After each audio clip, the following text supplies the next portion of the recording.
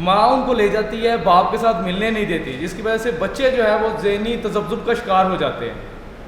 تو ایسے بچے ہی آگے جا کے جرائم پیشہ لوگ بھی بن جاتے ہیں. جو والد اپنے بچوں کو پالنا چاہتا ہے، جو کھیلنا چاہتا ہے، اسے گھر میں ملاقات کی اجازت ہونی چاہیے. ماں اور باپ کے دونوں کے ایکول رائٹس ہیں، تو پھر ملاقات میں ہی یہ جو ہے ریسٹرکشن فادر کی طرف ہی کیوں لگائی جاتی ہے؟ جب بچے کو ایک پیرنٹ سے، ماں یا باپ دونوں میں سے کسی سے دور رکھا جائے گا تو اس کے جو افیکٹس آتے ہیں اس کی شخصیت میں آنا شروع ہوتے ہیں. خواتین کے حوالے سے بہت سی آرگنائزیشنز بن چکی ہیں جو انہیں سپورٹ بھی کرتی ہیں. فادرز میل کے حوالے سے ابھی تک کوئی ایسی آرگنائزیشن نہیں بنی کہ جو ان کے حقوق کو بھی پروموٹ کر سکے. ایک پلیٹ فارم بنایا گیا ہے ابھی، جیسے یہ وائس آف فادر کا ہم نے بنایا ہے، تو اس میں کوشش یہی ہے کہ ہمارے جیسے جتنے بھی لوگ ہیں پورے پاکستان میں سے، ہمارے جیسے تمام ایسے فادر جو اپنے بچوں کو ملنے کے لیے تڑپ رہے ہیں، ہماری کوشش یہ ہے کہ ان کو اپنے ساتھ اکٹھا کریں اور سب کو ایک آواز بنا دیں تاکہ اس آواز کو لے کے ہم لوگ چلیں. اسی کا آغاز ہم نے اسلام آباد سے کیا، اب ہم کراچی تک پہنچ گئے ہیں اور الحمدللہ ہمارے ساتھ بہت سے ایسے لوگ شامل ہو چکے ہیں. جو شیئر پیرنٹنگ کا قانون ہے، اس میں تو بچے کو والد اور والدہ دونوں کے ساتھ پراپر ملنے کا ٹائم ملنا چاہیے. 15 دن دونوں کے پاس ہونا چاہیے بچہ، اگر وہ سیم سٹی میں رہتے ہیں. اور سیکنڈلی یہ جو بچے کو عدالت میں جا کے ملنا ہے جس سے ان کی نفسیات متاثر ہوتی ہے، اس کو ختم کیا جائے. اب جتنے بھی پرابلمز ہوتی ہیں مدر اور فادر کے درمیان میں، تو درمیان میں جو پس جاتے ہیں وہ بچے ہوتے ہیں. ان کے پسنے کی ایک وجہ یہ بھی ہوتی ہے کہ انہیں ون سائڈ ہی رکھ دیا جاتا ہے. ماں ان کو لے جاتی ہے، باپ کے ساتھ ملنے نہیں دیتی، جس کی وجہ سے بچے جو ہے وہ ذہنی تذبذب کا شکار ہو جاتے ہیں. تو ایسے بچے ہی آگے جا کے جرائم پیشہ لوگ بھی بن جاتے ہیں، کیونکہ انہیں پتہ ہی نہیں ہوتا کہ جو فادر جس طرح اپنے بچے کو ٹریٹ کر سکتا ہے، اکیلی ماں کبھی بھی بچے کو اس طرح نہیں پال سکتی. بچہ اگر باپ کے ساتھ گھر جائے گا تو یہ ضروری نہیں ہے کہ وہ جب وہاں پہ جا کے باپ اپنے بچے کو مار دے گا. بچے میں تو باپ کی جان ہوتی ہے، لیکن مائیں یہاں پہ یہ کہہ دیتی ہیں کہ نہیں جی بچہ ساتھ نہیں بھیجنا، وہ کوئی نقصان پہنچا سکتا ہے بچے کو. تو کائنڈلی ہمارے ساتھ اس میں فیور دیں، ہمارے ساتھ چلیں کہ ہم اپنے حق کو حاصل کر سکیں. ایسے والدین جن کے درمیان علیحدگی ہو جاتی ہے، خلا یا طلاق، تو اس کے بعد جو بچوں کا معاملہ ہوتا ہے، یعنی کہ بچے عموماً ایک طرف کر دیے جاتے ہیں. عموماً ایسا ہوتا ہے 97% آف کیسز میں کہ بچے جو ہیں وہ ماں کی کسٹڈی میں یعنی حضانت میں دے دیے جاتے ہیں اور باپ سے جو ہے وہ ملایا نہیں جاتا ہے، اور پھر وہ کیس کیا جاتا ہے، اور کیس آپ کو پتہ ہے کتنے سال چلتا ہے، اور اس کے بعد پھر یہ کہا جاتا ہے کہ عدالت میں یعنی کورٹ میں آ کر بچوں کو دیکھ لیا جائے.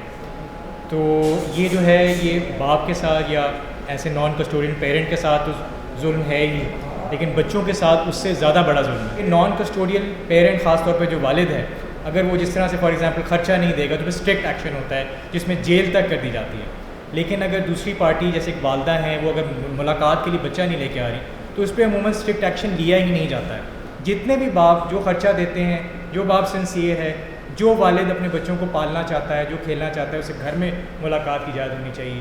یہ عدالتی ملاقاتیں پوری مہذب دنیا اس سے آگے نکل چکی ہے، لیکن ہم پاکستان میں بہت سے دوسرے مسائل کی طرح ہمیشہ پرانی چیزوں کو لے کر بیٹھے رہتے ہیں، اور تبدیلی جب کوئی نئی بات ہوتی ہے یا کوئی ایسی بات جو ہمیں لگے کہ یہ تو ہو ہی نہیں رہی، اس کو ہمیشہ ریزسٹ کرتے ہیں. پاکستانی آئین میں لکھا ہوا ہے کہ پاکستان میں کوئی بھی قوانین قرآن و سنت کے متاثر نہیں بنیں گے. قرآن کریم کی آیت نمبر 233 سے سورہ بقرہ کی، اس کے اندر اللہ تعالیٰ ارشاد فرماتا ہے کہ بچوں کی وجہ سے نہ ماں کو کوئی تکلیف دی جائے گی، نہ باپ کو کوئی تکلیف دی جائے گی. اور پھر اسی طریقے سے 30ویں سپارے سورہ بلد میں اللہ تعالیٰ قسم اٹھاتا ہے بیٹے اور باپ کے تعلق کی. تو یہ تعلق اتنا اسٹرانگ ہے، اور آپ قرآن کو جہاں سے چاہیں وہاں سے اٹھا کے پڑھ لیں، جتنی نصیحتیں ہیں وہ ساری کی ساری باپ کی طرف سے ہیں. آپ کو تمام نصیحتیں والد کی طرف سے ملیں گی. تو ہمارا وائس آف فادر کے پلیٹ فارم سے صرف اتنا سا مطالبہ ہے کہ جو فادر بچوں کا نان نفقہ پراپر ادا کر رہے ہیں، جو فادر اپنے بچوں کی مینٹیننس ادا کر رہے ہیں، ان کو کورٹ کی ملاقاتیں ہی کیوں. اور پھر ان ملاقاتوں کا یہ اثر اس قسم کا آتا ہے کہ اگر آپ اسٹیٹسٹک دیکھیں گے تو ڈائیورس افیکٹڈ جو بچے ہیں ان میں جب وہ شادی کرتے ہیں آگے جا کے تو ان میں طلاق کا ریشو آپ دیکھیں 90% کا ہے. ایسے بچے کرمنل ایکٹیویٹیز میں بہت زیادہ انوالو ہوتے ہیں. ایسے بچوں کی جو مینٹلی نشو نما ہے اس پہ بہت زیادہ جو ہے وہ نیگیٹو اثرات مرتب آتے ہیں. ٹائمز آف کراچی سے جڑے رہنے کے لیے ہمارا چینل سبسکرائب کریں. ہماری ویڈیوز کو سب سے پہلے دیکھنے اور باخبر رہنے کے لیے بیل آئیکن پر کلک کرنا نہ بھولیں. ماں اور باپ کے دونوں کے ایکول رائٹس ہیں، تو پھر ملاقات میں ہی یہ جو ہے ریسٹرکشن فادر کی طرف ہی کیوں لگائی جاتی ہے؟ بے شک کسٹڈی ماں کے پاس ہو، لیکن باپ کے پاس اختیار تو ہو کہ وہ اپنے بچوں کو لے جائے۔ دادا دادی ہیں، چاچا چاچی ہیں، جو پیٹرنل والد کے سائڈ کے رشتہ دار ہیں، ان سے کیوں ان کی باؤنڈنگ کریٹ نہ ہو؟ وہ کیوں نہیں مل سکتے؟ جبکہ دادا کی وراثت میں بچوں کا حصہ ہے، تو پھر کیوں دادا اپنے بچوں سے نہیں مل سکتا؟ جب بچے کو ایک پیرنٹ سے، ماں یا باپ دونوں میں سے کسی سے دور رکھا جائے گا تو اس کے جو افیکٹس آتے ہیں اس کی شخصیت میں آنا شروع ہوتے ہیں۔ ڈپینڈ کرتا ہے کس ایج پہ اس بچے کو الگ کیا گیا۔ اس کو کہا جاتا ہے فیلئر ٹو تھرائیو۔ تھرائیو کا مطلب ہوتا ہے بچے کی نشو و نما جنرلی، یعنی کہ اس کی سماجی، جسمانی، نفسیاتی تینوں چیزوں کی ایک پوری کمپلیٹ پکچر بنتی ہے، جس سے بچہ آگے بڑھتا ہے اپنی تعلیم میں، دوسروں سے رشتے بنانے میں، اپنے رشتوں کو پہچاننے میں اور دوستیاں بنانے میں۔ خلا گرانٹ کرنے سے پہلے اور اس سے ایک پری ٹرائل ہوتا ہے جس میں جج جو ہوتے ہیں وہ کوشش کرتے ہیں کہ دونوں فریقین کے بیچ میں کچھ صلح صفائی کر لیں۔ اس کا ٹرائل چلتا تھا پہلے اور بعد میں فیصلہ سنایا جاتا تھا۔ اس کو رائٹ بدل دیا، چینج کر دیا کہ جی اب جس نے اب خاتون زیادہ تر خلا لینے آتی ہیں تو وہ بس ایک اپلیکیشن فائل کریں گی، 2-4 ہیریں ہوں گی، ایک چھوٹا سا ٹرائل ہوگا اور بس وہ نہیں رہنا چاہتی، کوئی وجہ بتانے کی ضرورت بھی نہیں ہے۔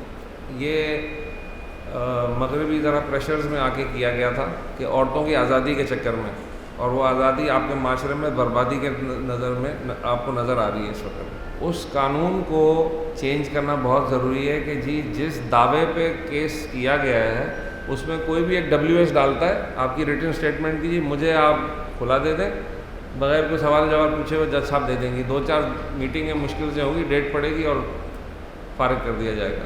اب آپ بیٹھ کے لڑتے رہیں اپنے پیسوں پہ، بچے پہ لڑتے رہیں، اس کا کوئی افیکٹ نہیں ہے۔ اس کا بیسٹ سولوشن یہ ہے کہ 50% سپلٹ دے دیں فرام ڈے 1، جس دن سے فائل ہوگی یہ 15 دن آپ رکھیں گے، اگر 15 دن نہیں رکھ سکتے، باپ کی ایسی کمٹمنٹ ہے تو 2 ویکینڈز باپ کے پاس، 2 ویکینڈز ماں کے پاس۔